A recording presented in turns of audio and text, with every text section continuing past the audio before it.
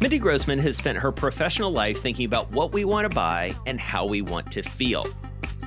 From fashion with Tommy Hilfiger and Ralph Lauren, to Nike with Phil Knight, and the Home Shopping Network with Barry Diller, she's worked alongside some of the most innovative and iconoclastic entrepreneurs of our time, constantly pushing herself just beyond what was comfortable.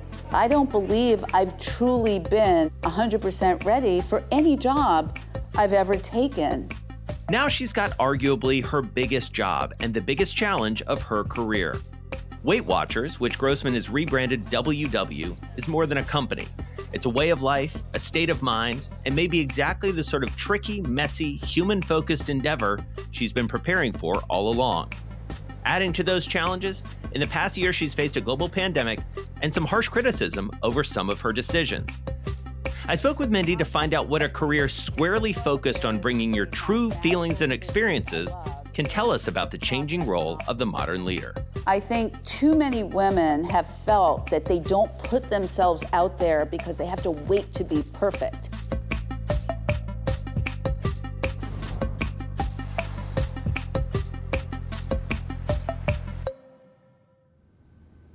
First of all, I'm so grateful to you for doing this and opening up your home virtually. To me, originally, you set out to be a lawyer, or that's what you thought you were going to do. True? Absolutely. From the time I was a little girl watching Perry Mason with my grandmother, I was convinced that I wanted to be a lawyer and actually ultimately a judge. You know, I'm an adopted child, and when I was about 4 or 5, I had to go into the court, and there was a judge. It actually happened to be a female judge, which was unusual at that time. And I remember going up to her, and you know, she affirmed that I was going to be with my parents. And I said, I want to be someone that can have that kind of impact on people. And that was going to be my approach. And, you know, I was an English literature and philosophy major, planning to go to law school in the fall of '78. But I made the pretty radical decision and remember calling my parents, and I said, I've decided not to go to law school, and I'm leaving right now, and I'm moving to New York. And I think that moment was defining, because I realized for a fact that not having taken that risk would actually have been riskier than taking the risk and redefining my path. And so you end up not a lawyer, you end up in the menswear business for quite some time. Like, that's where you start out. Was that purposeful, or was that just the job that was available? Because you make your way through that leg of the business pretty dramatically and pretty quickly. You know, when I first moved to New York, I had an interview at a big multi-brand menswear conglomerate. Actually, at the time, there weren't very many women in the menswear business. And I went to work for the president of the international division of the menswear side of the company. And that really set me up on the course of then staying in the menswear industry for over 15 years. I worked for Ron Chereskin, Jeffrey Banks, then Marona Sport. Then I had the opportunity to work for Willie Smith, who was an incredible designer in the 80s, who really believed in culture driving fashion and change. Then worked for Tommy Hilfiger, and then Ralph Lauren. So how does your style develop working for that series of people? So I think there's a couple of things that have defined my leadership style. One is I pretty much have wholly worked for entrepreneurs my entire career. So I've always had this entrepreneur curiosity, passion around what it is I do. I'd say the second thing that defined a lot of my leadership style is I never believed that I needed to bifurcate my work life and my personal life. You know, it's hard enough being one Mindy, nevertheless trying to be two. And that was a little difficult, you know, in starting out even with a family and being a mom and being a wife and working. But I always felt it made me more accessible and have more humanity. And if you look at the pandemic and what we've been through, people literally look up to leaders who are willing to show themselves and show empathy and really show care across all areas of the business: financial, social, and human. So one of my favorite things about you, and full disclosure, you know, you and I are friends. I've become friendly with both you and your husband, Neil. And one of the fun things that I got to do was talk to Neil a little bit about you. So I'm going to have you watch something, if we can, that he told me when I talked to him, and I asked him just to tell a story that he felt captured your relationship. You guys have been married for 33 years. Should I be nervous? No, I think you're gonna get a kick out of this. Okay. We have a phenomenal daughter. You met her, I believe. But, you know, she was your typical-ish, you know, 14, 15-year-old. And she was having friends for a sleepover, and they were going to go party, you know, New York City kids. And they go out, and they're all dressed to the nines. One of them comes home at about 8:30 and says, "I'm a little tired," goes to sleep. And the rest of them show up about an hour later. And it was a sort of a, you know, one of those moments. And I looked at my wife and said, "Can I help?" And her answer was no. That was probably 9:30, and she's finished dealing with the issue at about 12:30 or 1. And in she comes, and she's sort of steaming, not so much at them, but me. And she says, "Some help you are." And I said, "I don't work for you." And she looked back and said, "That's right, you would have been fired a long time ago." I so remember that moment. You remember that? I so remember that. And, you know, the funny part is we are such opposite human beings. You know, Neil is a mathematical physicist at his core, and some of that is black and white. And, you know, I'm kind of opposite on the spectrum. So some of the funniest times in our marriage has kind of been laughing at the differences. And the one thing he didn't mention, the second I said, "Yes, you don't work for me because I would fire you," we got hysterical laughing. Yeah. And there has to be those moments of tension that can turn into humor. You know, that's what life is, right? Like so many high-powered executives, the pandemic has kept Mindy in one place, her home in the Hudson Valley north of New York City. It's a living testament to her and Neil's eclectic taste, along with a sense of whimsy. She gave me a virtual tour. So every room has its own different personality. Ah, there you see him in the sunroom. Oh, there he is, hard at work. One of my favorites is this room. And this is part library, part dining room, part art installation.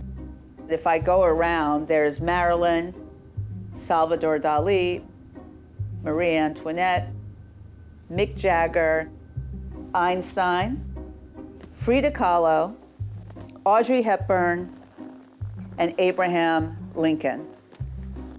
This is where I've been working since March. And you can see the eclectic nature of our reading and our books. This is actually Robert the Bruce, and it actually opens. And this is Tartan House. It's been kind of a labor of love that we've been up here, which, you know, to a degree, it's a gift. I never would have spent as much time up here, so it's been a lot of fun with the family. All the while, Grossman has been continuing a corporate transformation at WW, one Zoom call at a time. The turnaround hasn't been easy or universally hailed, especially by shareholders, who were wildly enthusiastic and then skeptical. Hey, Sally, you still on that diet? Grossman and her team have the delicate task of radically reshaping a brand long associated simply with dropping pounds So I got through the party without eating one bite of cake. to an era that has a much more holistic approach to living one's best life. When the company hired Grossman in 2018, the brand felt antiquated and candidly out of touch. Clearly, Weight Watchers was a brand that had been around forever. But if we were going to go into the future, we couldn't just be defined by weight. I know people laughed at me a little when I said we are going to ban the use of before and after pictures forever, because health is a journey. And what I want at this point in my life and what I need is very different than what my daughter, who's a young mom, needs. And today, we don't tell you what you have to weigh. What we say is, what does healthy mean to you? What are your goals? And how do we help you get there? And that's not about a number on a scale. Among that sort of reassessment, how do we think about our wellness? Because that has all changed as well. And I wonder how you think about it. You know, it's interesting. When, I joined the company a little over 3 years ago, we were talking about wellness and talking about the wellness economy and the trillions of dollars, but no one in the world was getting healthier. And this pandemic has only heightened that reality.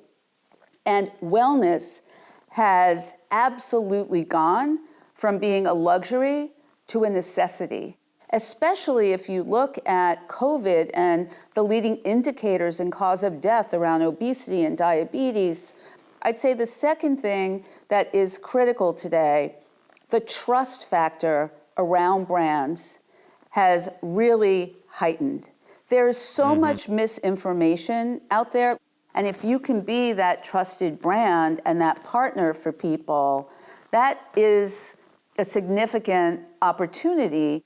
And then lastly, if you could build it all around the power of community and bring people together around common values, today that's more important than ever. Grossman's tenure has not been without controversy. After firing thousands of workers over Zoom calls during the pandemic, she and her team faced a raft of public criticism. They literally just said, I'm going to be reading from a script. You will not be able to speak. The women say it was all over after just 3 minutes. I had never been fired before. So here I am, 66 years old. Grossman defended the decision as part of the company's inevitable digital slimming down. We have made the decision to accelerate our efforts, particularly in digital and virtual. And unfortunately, that had us make the very difficult decision that affected a number of employees around the world. This past year was brutal for so many businesses. You had to lay people off. You faced criticism for the way that you did that. Like, how does that feel in the moment? And how do you sort of keep that North Star? Look, no one, enjoys, right, when people are coming at you for something you've done. But the way I think about it is any decision that I've ever had to make that affects anyone in any way is a very carefully humane decision.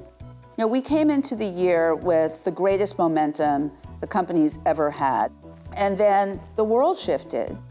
And we had to make the decision to close our offices and pause every one of our physical workshops. But we trained 14,000 coaches and guides and simultaneously launched all those workshops virtually in 12 different markets. So the learnings from that have now created a whole new opportunity for us.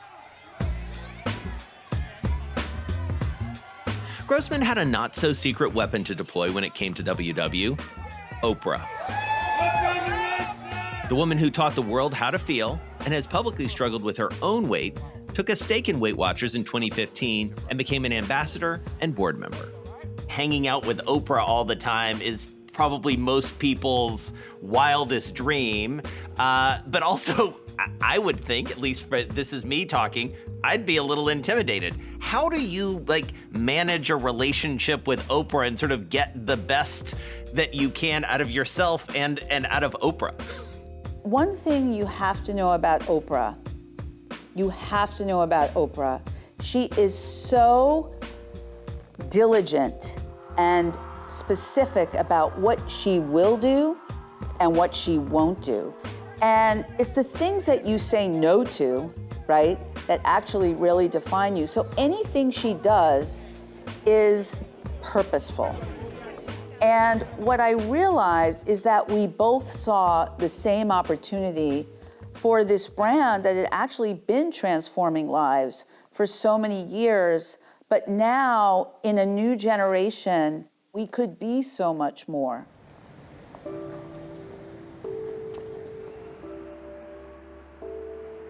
As the world started to realize the extent of the COVID-19 pandemic, Grossman was on the road with Oprah, firing up arena-sized crowds with their shared vision of a new kind of health and wellness, powered, of course, by WW. Are there some days where you look at yourself and you go, damn. Even COVID couldn't stop the momentum. With WW offices and its network of retail locations shuttered as the world quickly went remote, Hey, everybody. Grossman's team created a 4-week free virtual tour of sorts starting in May. When we had to make that pivot, when the pandemic happened, Yes. within a few weeks, we launched a virtual tour led by Oprah, and we made it available for free to everyone globally. I see you all look very good up top, but no telling what you got on the bottom. And at some point, we all gonna have to put real pants on again, and we're gonna hope they fit. That's what I'm doing, right?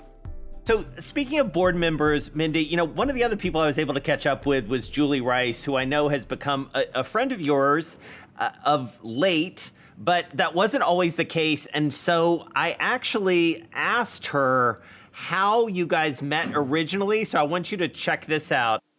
Julie's so great. I can't wait to, okay. Back when I was opening my second Soul Cycle on East 83rd Street, I was a new entrepreneur, and two mutual friends of Mindy's called and said that they were going to be bringing Mindy Grossman to a class. Somebody like Mindy was a full-blown celebrity. I couldn't think of a celebrity that I would rather have come ride at Soul Cycle than Mindy. I mean, I remember prepping the front desk with flowers and making sure that I got there early to make a sort of a perfect little, swag bag for her to take home. And I met her and she came and she took the class. And the whole time she was in class, I was just thinking to myself, gosh, I hope she likes this. I just remember her being so tuned in to what we were trying to create there. And when a good girlfriend of mine sent me a text and she said, Mindy Grossman is going to run Weight Watchers, that is something that you should try to get in on. And so honestly, I stalked her. I sent her a note. We hadn't spoken in years. I had no idea if she would remember me. And sure enough, she got back to me within the next, hour or so. And she said, I'd love to. Do you want to have a cup of coffee in the next week or so? That's sort of how our friendship began. And then ultimately I wound up joining the board, and I learned sitting next to her. I learned about being a better leader. I learned that the idea of not innovating is scarier sometimes than shaking the whole thing up. I would just say that Mindy is really brave and really innovative. Oh. Well, it sounds like she wasn't going to stop until you guys were well connected. I would not get in her way. The one thing she and I have in common is an insatiable sense of curiosity. And when we see something or, want to do something, we'll put ourselves out there. And, I've kind of been known to stalk people too. If I really want to learn more or be able to have a conversation, to go, how did you do that? Or why did you do that? If you're more curious, you're going to be more diverse in your thinking in general. And so surrounding myself with people like Julie and, other members of our board is one of the most valuable things that we could do. So Mindy, it's interesting to interview, and I'll say this as like a middle-aged white man asking you this. We strive so much to talk about, it's not a male CEO or a female CEO, it's just a CEO, and yet you have been a trailblazer by all accounts. I know a lot of women look up to you. So what advice are you giving to women who are coming up? So I would say a couple of things. Number one is I believe the reason I've been successful is I have focused my career on making other people successful. Because if I do that, they will be more successful, the business will be more successful, and ultimately I will be more successful. The second thing is self-awareness is your greatest superpower. You need to truly understand your behavior and its impact on others, and know everything about yourself, whether it's the good, the bad, and the ugly, and know how you need to show up to motivate people. The third thing is progress, not perfection. I think too many women have felt that they don't put themselves out there because they have to wait to be perfect. And, right. I think I make people open up their eyes when I say, I don't believe I've truly been 100% ready for any job I've ever taken. But I've always defined myself as a transformer with the ability to create positive change around business, positive change around impact.